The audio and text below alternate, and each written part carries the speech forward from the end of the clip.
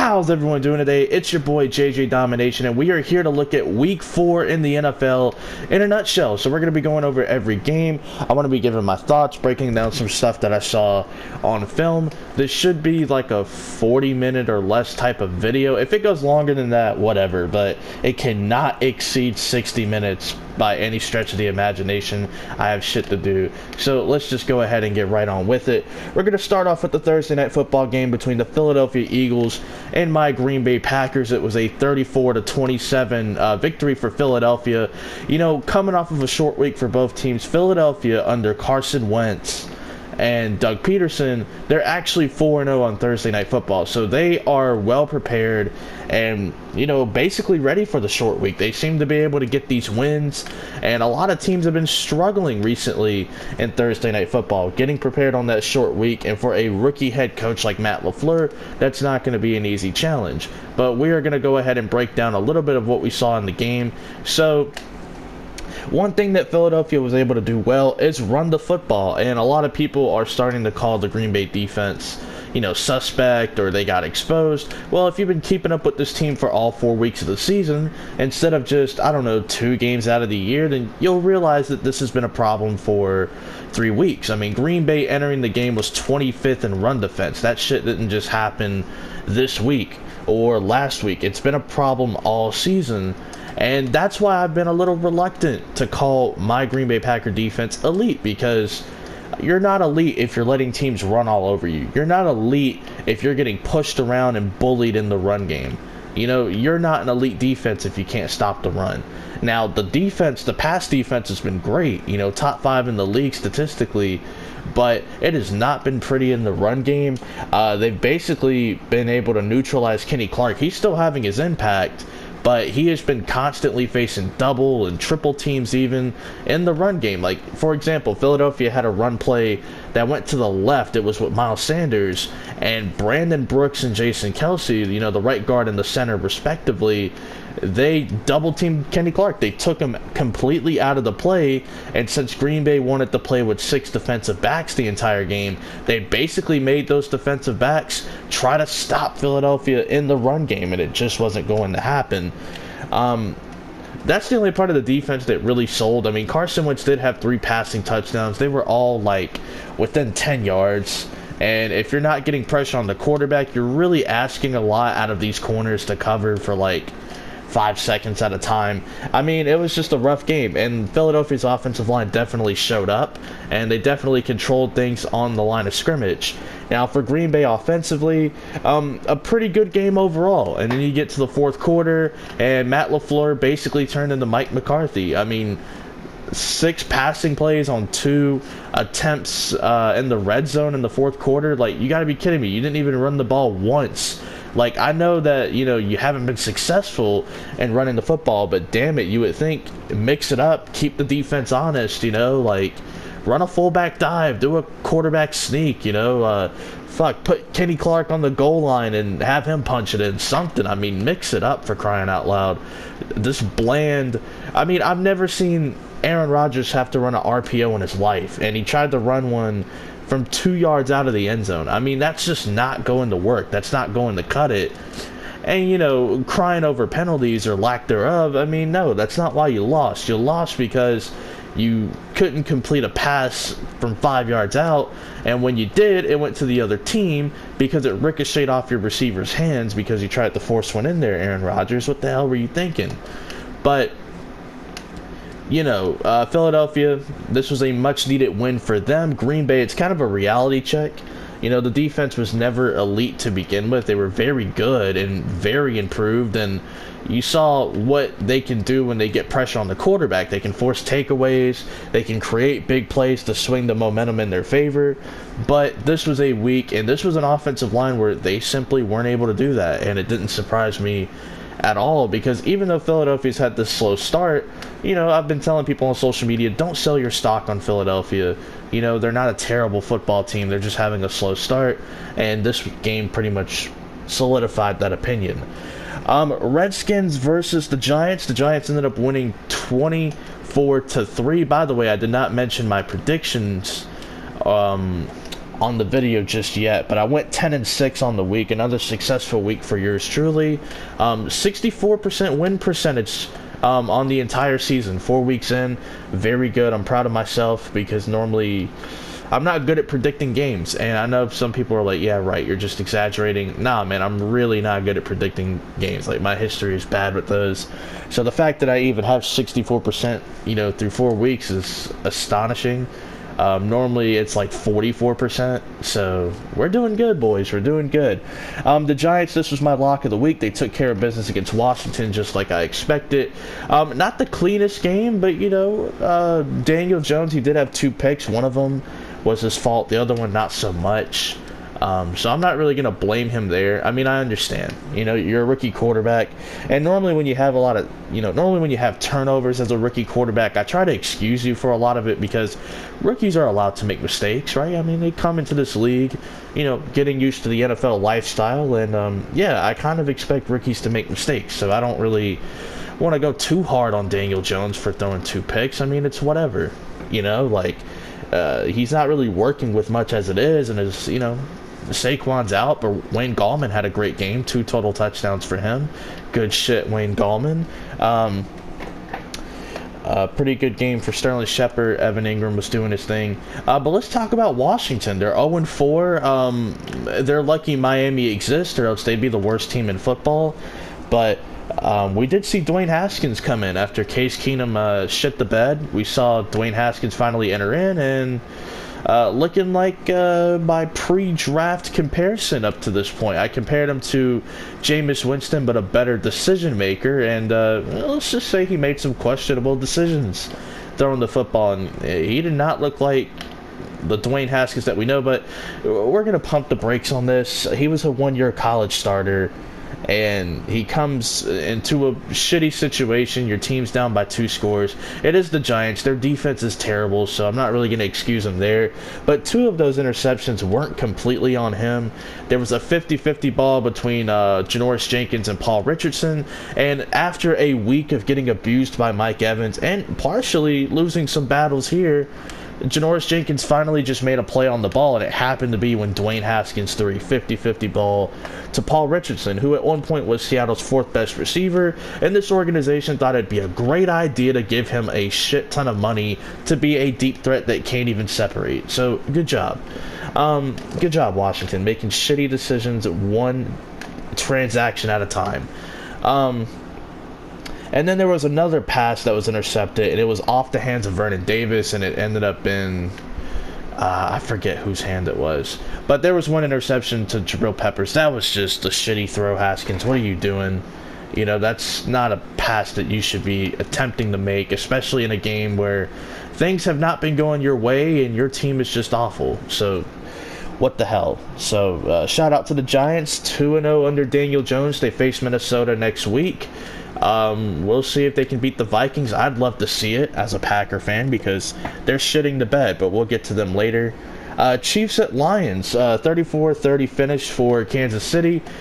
I'm going to be honest about Detroit, okay? I put them up here on the screen, kind of messing around, playing with them in practice or whatever. This is just more of a chill session for me to talk, so don't take this gameplay seriously. It's not a reflection of how good or how bad I am at Madden, but I was way more impressed with Detroit in this loss than I have been the entire season. And I know for some people it's crazy, and I know for some Lions fans they may not feel that way, and I respect that. You're a fan of your team. You're going to know a lot more about your team than I will. I'm just telling you from my perspective, as an outsider who tries to watch as much film as possible, I was very impressed with Detroit in their defeat more than I have been the entire season, because Philadelphia really beat themselves last week when they faced off against Detroit. Let's just call it like it is. 7 drops and a dropped touchdown late in the game. I mean, Philadelphia beat themselves. Y'all didn't really beat Philadelphia, but you did, technically. The Chargers game, either team really could have won, and that was just an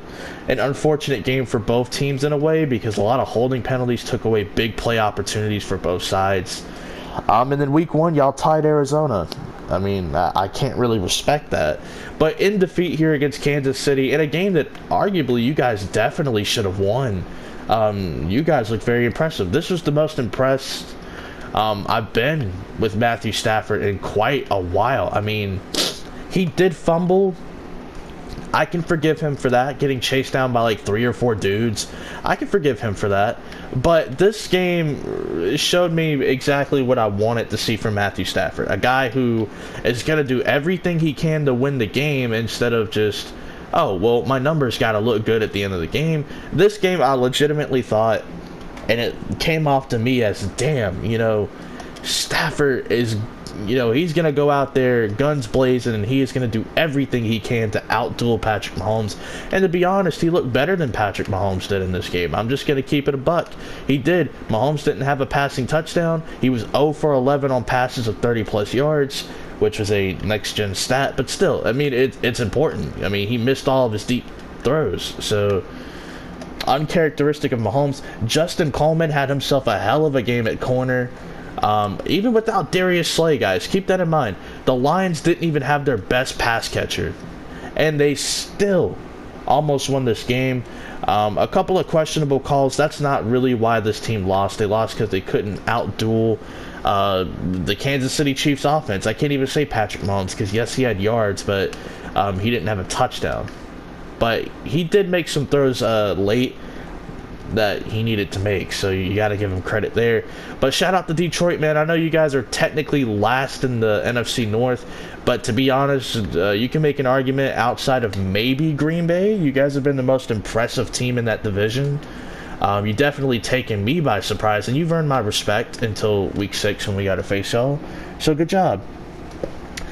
Tennessee at Atlanta. Tennessee taking care of business 24-10. I jokingly picked the Titans to win this game, but it didn't even surprise me that they did this well. Of course they would do this well. This is a game they had no business winning, but surprise, they won because they're the Tennessee Titans. I mean, it was supposed to be a joke. It actually happened. And oh my God, A.J. Brown and Corey Davis, 2 receivers that I've been very vocal about in the pre-draft process for both guys, actually looked good. And a lot of it really isn't their fault. A lot of it has to do with who the hell their quarterback is. But you see what happens when Mariota gets time to drop it right in the bucket. He doesn't look too bad, but still very inconsistent. I don't trust him as a starting quarterback. But I mean, he made some good passes to A.J. Brown and Corey Davis. These are 2 receivers that I liked. You know, when Corey Davis came out in 2017, he was my number 1 receiver, and he was the number 1 receiver taken. And I was just very impressed with everything he can do. And I thought he would be a good receiver in the league, and then, you know, Mariota's his quarterback. So, and A.J. Brown was my wide receiver number 2 behind DK Metcalf, who eventually is going to start getting everything together. A.J. Brown, now a couple of very good games to start off his career. One against Cleveland, and then this game against Atlanta. And Desmond Trufant was getting cooked for the Falcons defense. We'll talk about them in a little bit. Derrick Henry had 100 yards. Really didn't start running the ball effectively until the second half when they realized that Atlanta couldn't really get much going in terms of points on offense. And then defensively, Tennessee did a good job. You know, bend but don't break. They allowed almost 400 passing yards from Matt Ryan. And they were still able to win and not allow the Falcons to get a passing touchdown. The only touchdown they gave up was an Ito Smith goal line touchdown, which, you know, kind of whatever. But let's talk about the Falcons. They're 1-3. A lot of people saying that Dan Quinn's on the hot seat. Even Falcons fans are finally coming around to that statement. It's not completely too late for the Falcons. I would say it's about 90% panic button. You know, like if I had to assume, from my perspective, like on a scale of a 0 to 100, how much would I be panicking? At least 90%. I mean, not an inspiring performance for the defense. I mean, you let Marcus Mariota look like a top 12 quarterback against you. I mean, seriously, what the hell, Atlanta? And it's something that I've been saying about Dan Quinn for a little bit, you know? Like, he has this reputation for being a great defensive mind and a coordinator and good with personnel, but yet the defense is not particularly great. And they can't stop the run either, you know? Like, let's just keep it a buck. You're a defensive mind. You shouldn't be 20th or below in any category, but yet here y'all are. Can't stop the run just like Green Bay. just like New Orleans, except for Sunday night, which we'll talk about later. The offense, I mean, a lot of garbage time yardage. Julio was able to do his thing, but he didn't get in the end zone. Sanu got some catches late that made his stats look good. Ridley, kind of doing his little thing. Freeman got going late when Tennessee decided to actually stop trying. I don't know what it is about Atlanta, man. I picked them to be a playoff team, and this is what I get. 1-3. People asking for Dan Quinn to be fired. People jokingly saying, oh, we should take for Tua as well. Well, if you saw my video Sunday, then you would know, is he really worth tanking for, though? Let's pump the brakes on that. But Atlanta, I wouldn't completely panic. You do get a game against Houston. If you guys can win that one, you'll start to create some momentum. If not, we will have to consider hitting the panic button. Cleveland Browns at Baltimore Ravens, 40-25, man. Cleveland taking care of business, and they out-Baltimored the Baltimore Ravens because their whole thing is time of possession.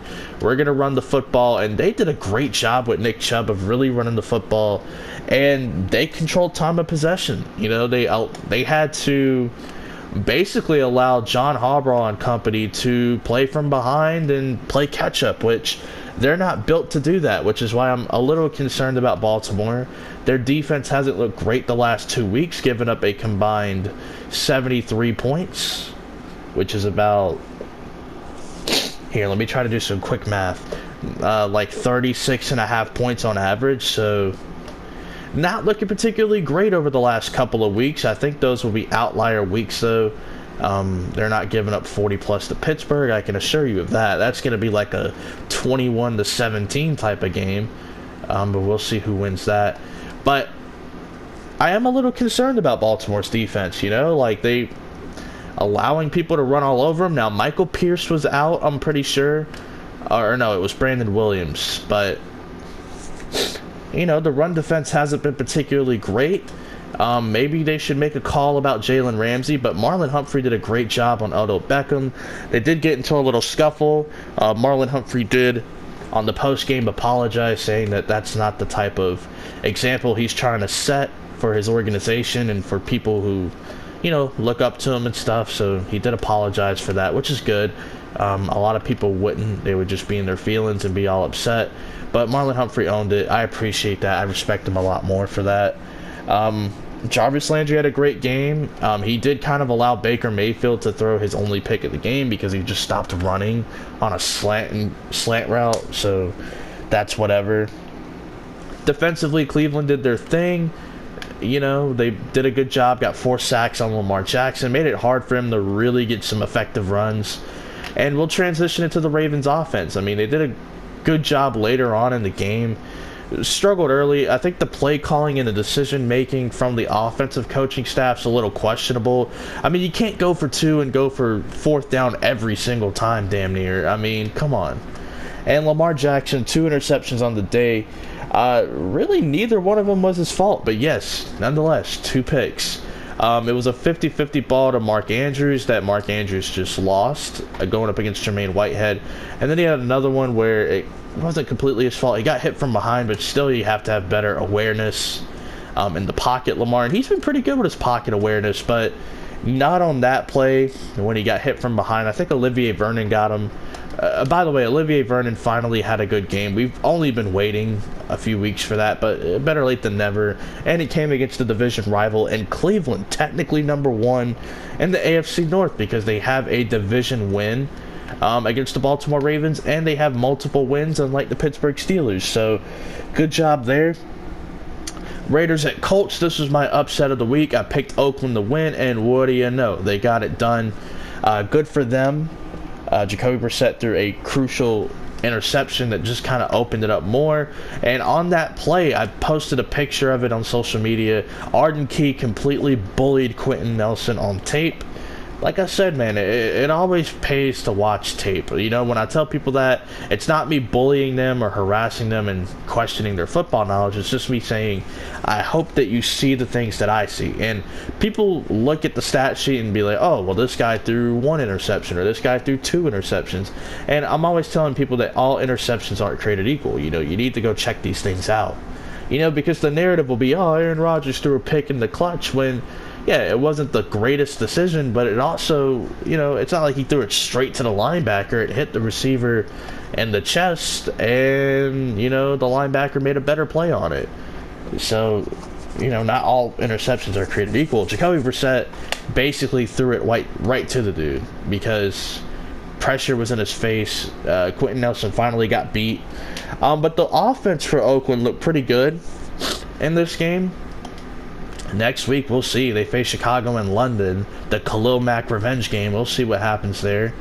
Maybe he gets, like, 10 sacks. I don't know. But Oakland looking pretty good, and shout out to former Green Bay Packer Trevor Davis. When they traded for him, I thought he was just going to be a kick returner.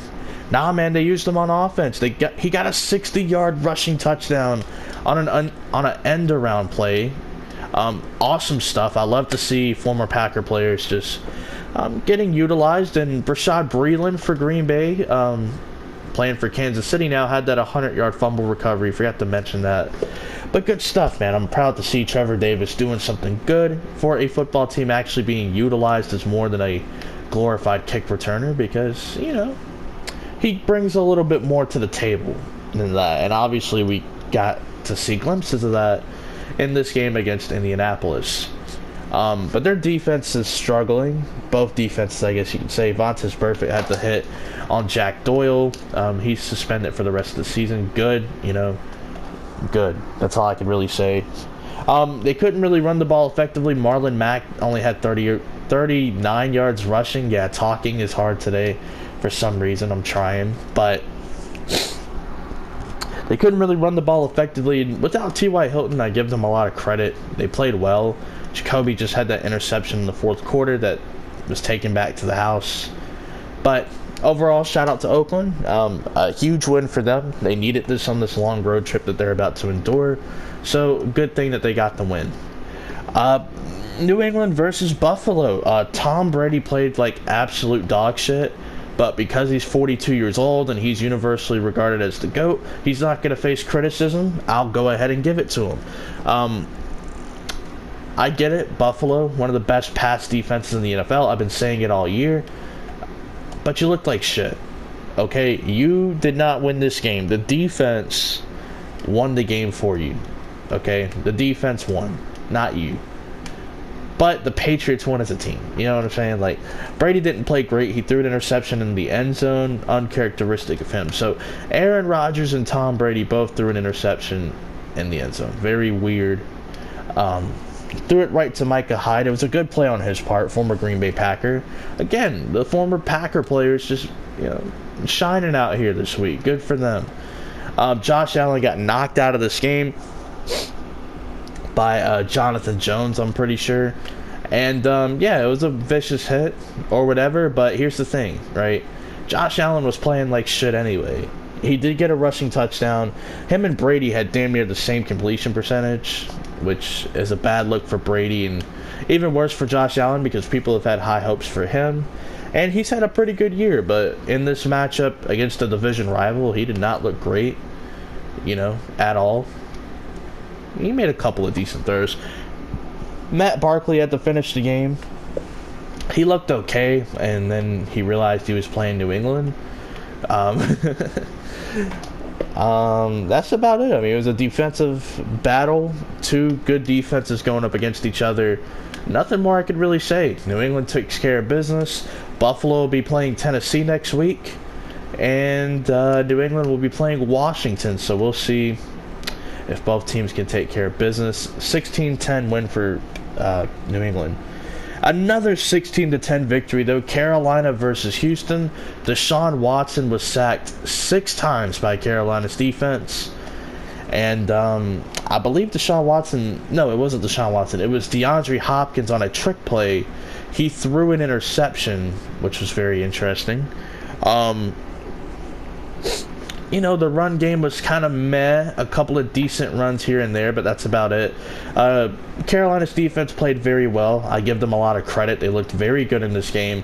Kyle Allen, you know, facing off, you know, against Houston's defense. McCaffrey had 37 touches. He did really good, you know, of course.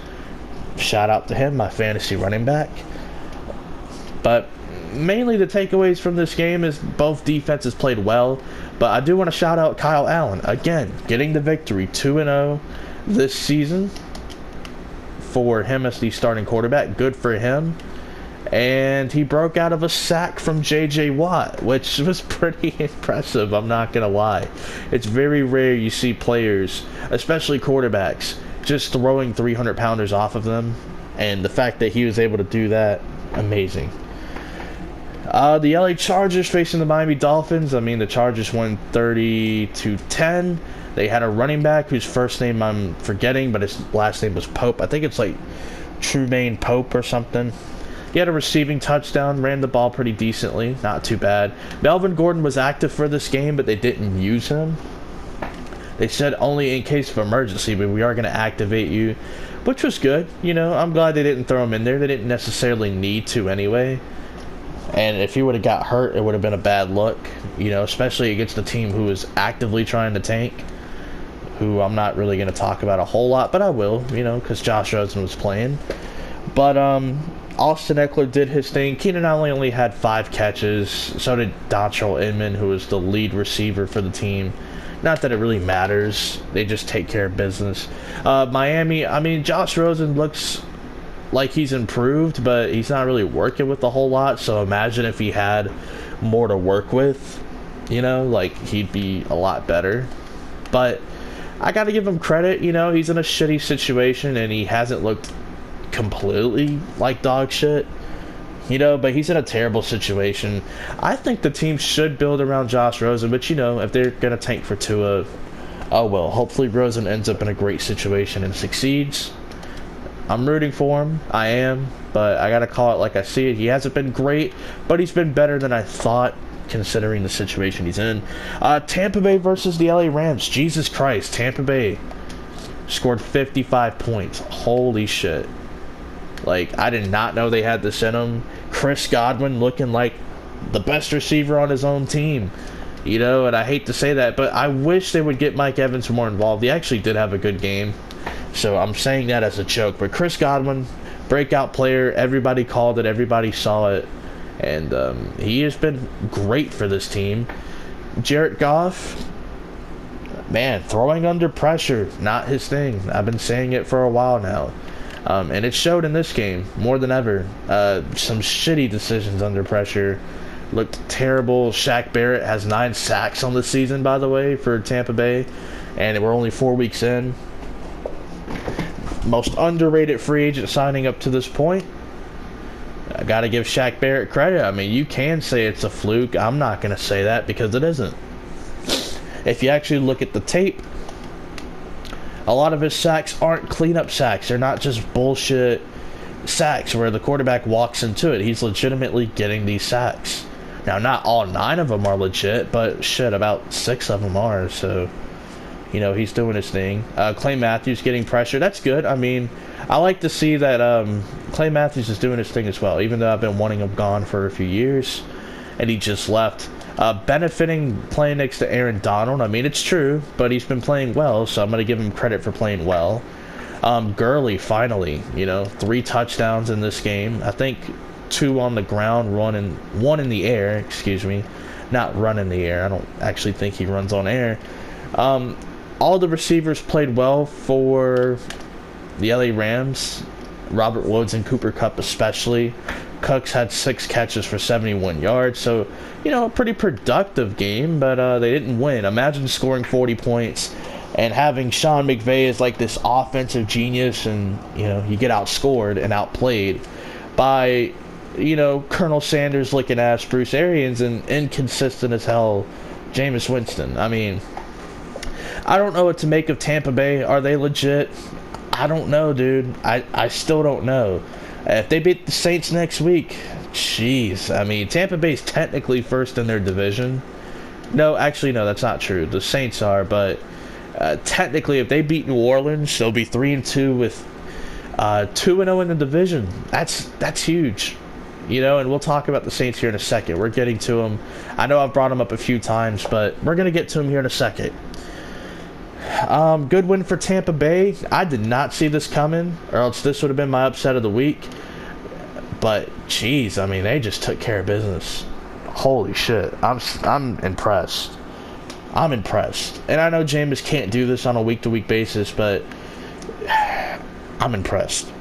He did throw a pick six, so he did kind of revert to old Jameis, but I gotta give him credit. You know, he played well, aside from that one play. Seahawks at Cardinals, Seattle taking care of business, like I predicted, you know, like I said that they were going to send the message, and really Kyler Murray got a rushing touchdown. It came kind of late, but regardless of when it happened, I mean, that's the only thing they were able to do. Offensively, they got the ball out quickly. They were moving the ball. They just couldn't really score, and then on third downs after passing midfield, they really couldn't do much. Kyler threw a pick six to Jadeveon Clowney. It was a good play by Clowney. He just basically jumped up in the air to bat it, and then it just landed in his hands, and he was able to get a run after the catch. So, I mean, Kyler Murray having some growing pains. He's also one of those quarterbacks who was like a one-year starter. I think he played 14 games, but he only started one season at Oklahoma, and he was more of a baseball prospect. But once they found out he was really good at this football shit, you know, like he was the number one pick. But, you know, rookies, I expect them to make mistakes. I'm not going to be too hard on them. I'm really going to give them credit for doing well. Kyler Murray, I mean, hey, this offense, say what you want, they've been able to move the ball down the field. They don't have any wins, and they really don't have the points to show for it. But who knows, man? Maybe facing Cincinnati next week, maybe, you know, they'll get a win. Vikings at Bears. My big takeaway for this game is the Vikings are terrible, and they're not the team that everyone thinks they're going to be. I mean, this team, I'm going to be honest, okay? The Vikings have 8-8 written all over them. They just do. 2-0 at home, 0-2 on the road. I'm just not impressed with what I've seen from Minnesota. Their defense is still legit. You know, they're still like a top 10 unit. They're legit as all hell. But Jesus, what has happened to this offense? I mean, I get it. They're trying to run the ball. You know, they have Gary Kubiak, who emphasizes the zone run. I'm not mad at that at all. I love teams that run the football. But when you have two wide receivers like they do, and they have the best duo in the league, I don't care what anyone says. You know, I'm a Green Bay fan, and I'm willing to admit that about a division rival. They have the best 1-2 receiver in the league. And Kirk Cousins can't throw the goddamn football to save his life this year. I mean, yes, he's playing Chicago. I get it. Chicago is probably still going to be the number one defense in the league. But, dude, you got paid to win these division games. Find a way to win it. Figure it out. You know, Aaron Rodgers has been able to figure it out. Matthew Stafford can't quite crack the code, but he's been able to have success, statistically at least, playing against the Bears' pass defense. What's your excuse, Kirk Cousins? You get paid $84 million, guaranteed, all guaranteed, by the way. Your contract is fully guaranteed. And you can't find a way to crack the code on the team that you play twice a year? I mean, goddamn, you need to play them 16 times a year to figure it out? I mean, what the hell is going on, Kirk Cousins? You know, like, he's been terrible this season. I don't care what the stats say. The eye test tells me that he has been complete dog shit. And he's just going to have to own it. I mean, it's gotten to the point where Adam Thielen is throwing shade at press conferences, post-game interviews. It's gotten that bad. I mean, the locker room is going to start to lose Kirk Cousins, and his wide receiving core seems to be losing him.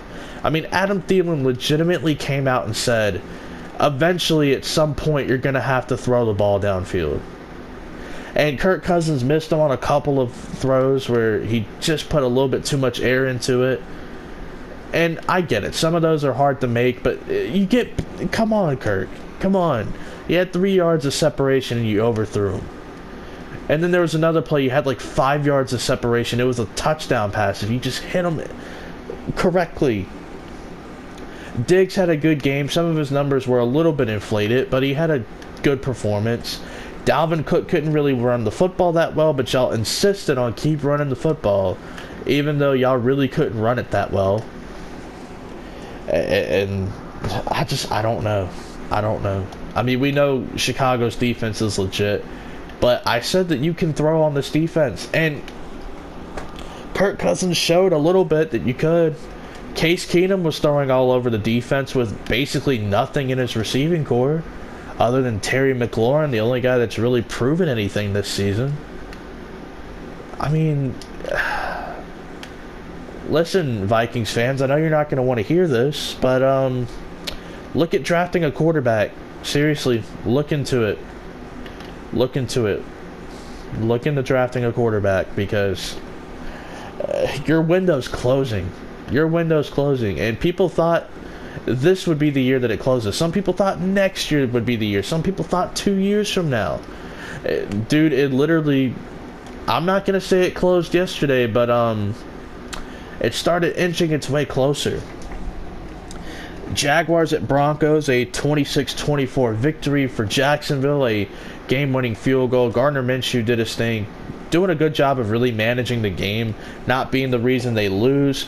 Denver 0-4, and they lost Bradley Chubb for the year. Drew Lock is on IR. He can't come back for a few more weeks. I mean, even if you wanted to throw him in there, this team is kind of stuck. I mean, they're not a terrible team. They just can't finish games. So their record kind of reflects that they're, that they're a terrible team, but they're not. Like, they just, I don't know. It's interesting. Jacksonville, I mean, Leonard Fournette had his way running the football.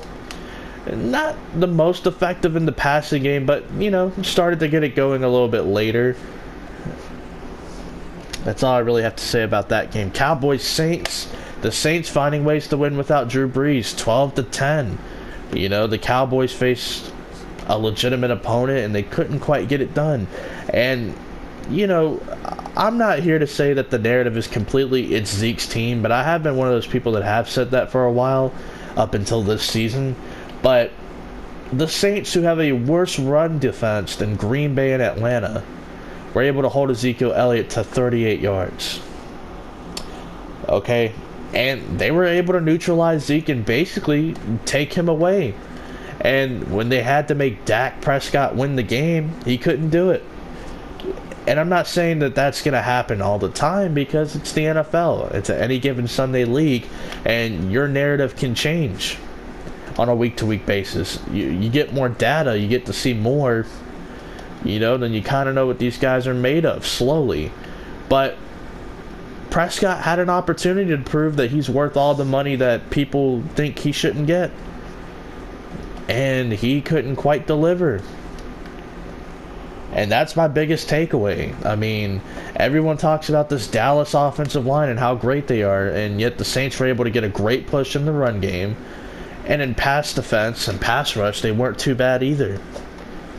Now, I hope Green Bay can beat these guys next week. We'll see, but if the Saints can do it, I'm confident we can do it. I mean, that's just how I feel. I did not expect that, but it happened. Kamara really didn't have the greatest of games, but he was impactful. Same thing with Michael Thomas. Bridgewater did a good job of managing the game. I mean, he was not the reason that they won, but he was not the reason they lost. So they did a good job of winning. It is what it is. I mean, it was a primetime game. We get the Cowboys on primetime. They're not facing anyone that is terrible. I mean, they faced the Giants with Eli Manning. They faced the Washington Redskins, who are 0-4. They faced the Dolphins, who are actively trying to be the worst team in football. And then they faced the Saints, who are still a legitimate football team and are finding ways to win, without Drew Brees. People actually had the nerve, by the way, on social media to say that this guy, Drew Brees, is a system quarterback because the Saints are winning games without him. How ridiculous is that? In that case, every quarterback's a system quarterback. I mean, Matt Castle for the New England Patriots legitimately won 11 games without Tom Brady. Brett Hundley's won a couple of games for Green Bay. So is Matt Flynn. It's called staying afloat. It's called survival mode. When the best player on your team goes down, your quarterback, you got to find ways to win. You got to see what you're made of. I mean, it happens to a lot of teams. A lot of teams get in that predicament. Carson Wentz must be one hell of a system quarterback then, because Nick Foles won a goddamn Super Bowl. Maybe the roster was just great. I don't know. But whatever narrative you want, bro. That's all I can really say. Bengals and Steelers. Steelers won 27-3. I think I've seen enough of Andy Dalton. Actually, it's been over 2 years I've been feeling that way. I've seen enough of Andy Dalton. I don't need an answer. I don't need justification. I've seen enough. You know what I'm saying? I've seen enough. I don't care. I don't care about Andy Dalton. I don't care about his 2015 season. I've seen enough. I'm done with Andy Dalton. It's the same way I've felt about Marcus Mariota. I've seen enough. You guys are 0-4. You guys suck. You might as well put Ryan Finley in there. Why not? It's not going to hurt the team. You guys are already terrible. It's not going to hurt anything. Oh, but the Bengals are without AJ Green. So? They were garbage with him. Who cares? I've seen enough out of Andy Dalton. You're playing Mason Rudolph. The opposing quarterback is a guy who only has one start under his belt. The Pittsburgh defense hasn't really been all that great. But I haven't seen the full tape. I've seen a little bit of this game. I'm going to go back and watch, mainly for Minkah Fitzpatrick, who I've had high praise and high thoughts and opinions of. So I'll go back and see. But Andy Dalton, I'm done. I've seen enough out of you. Peace out. I'm done. I don't care to see anything of Andy Dalton. Pittsburgh, I mean, Mason Rudolph, he looked better. He looked a lot better. 2 touchdowns, 229 yards, only 4 incompletions, but once again, I'm going to go back and look at the full tape for that game. Jalen Samuels, he completed 3 passes for 31 yards. Some of them were just like technically a shuffle pass. So it is what it is right there. James Conner was the lead receiver. 53 yards on 8 receptions for a touchdown. Jalen Samuels also had 8 receptions. So good for him. Let's see. Juju, I mean, he didn't really do much. 3 catches for 15 yards. Really didn't do a whole lot. Samuels also had a rushing touchdown. Good for him. Mark Barron was the guy with the interception. So yeah, I mean, I am kind of looking at the stats for this one. I did watch some tape. I didn't really finish watching it. I really wanted to get this recorded and out of the way. So I'm going to go back and watch that tape later. I don't really have a whole lot to say about the Bengals and Steelers game. I wasn't the most prepared for that one. I did watch a huge chunk of it. I went back and watched a little bit of tape, but I didn't finish watching the whole thing, so that's on me. But hopefully you guys enjoy this edition of the Week 4 thoughts and reactions, or Week 4 in a nutshell, however I title it. And I'll see you for Waiver Wire Wednesday. I'll see you for the Thursday night preview between the LA Rams and the Seattle Seahawks. I'll see you for Fantasy Football Friday for your stardom and sit-ems. I'll see you for predictions, and on Sunday it'll either be another discussion video or Lions franchise. I'm going to try to sneak more Lions franchise into the week. I don't want it to be like last year where I totally abandoned it, but I'll see you guys next time. Peace out. Be good, active citizens, and remember, watch tape. Stats aren't everything. Peace.